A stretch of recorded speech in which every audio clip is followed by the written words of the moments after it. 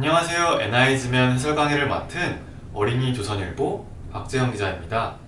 오늘 전해드릴 이야기는요, 북한 사람들의 강제 노동에 관한 이야기입니다. 우선 문해력 숙숙 세 문제 같이 살펴보도록 할 텐데요.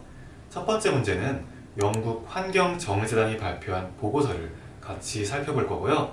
두 번째는 북한 선원들이 어떤 환경에서 노동을 했는지 기사에서 찾아볼 예정입니다.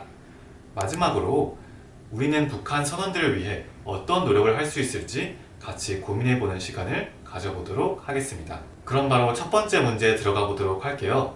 영국 환경정의재단은 어떤 내용이 담긴 보고서를 발표했을까요? 영국 환경정의재단은 2017년부터 2023년까지 북한 선원 19명이 중국의 참치잡이 원양어선에서 노예처럼 착취당했다는 내용의 보고서를 밝혔습니다.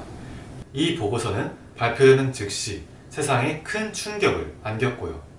그렇다면 북한 선원들은 어떤 환경에서 일했길래 세상 사람들은 큰 충격을 받았던 걸까요? 여기서 바로 두 번째 문제에 대한 정답이 나오는데요.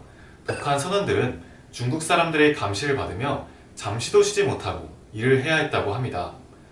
대여섯 시간의 쪽잠만 자며 일을 해야 했고요.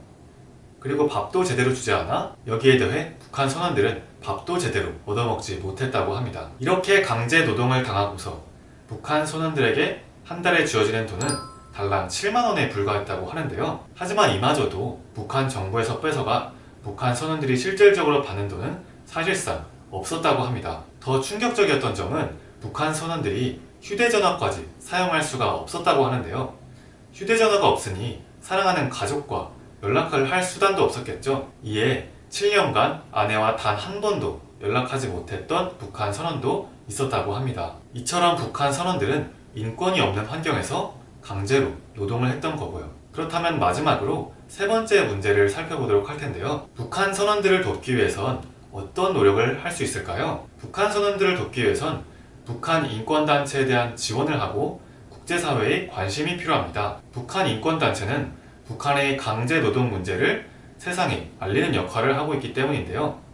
북한 인권단체를 지원해야 북한의 열악한 노동 환경과 실태를 더 정확하게 알 수 있게 됩니다. 나아가 북한의 원양어선 강제 노동 문제는 국제법과 인권 기준에 어긋나 있는 경우가 많습니다.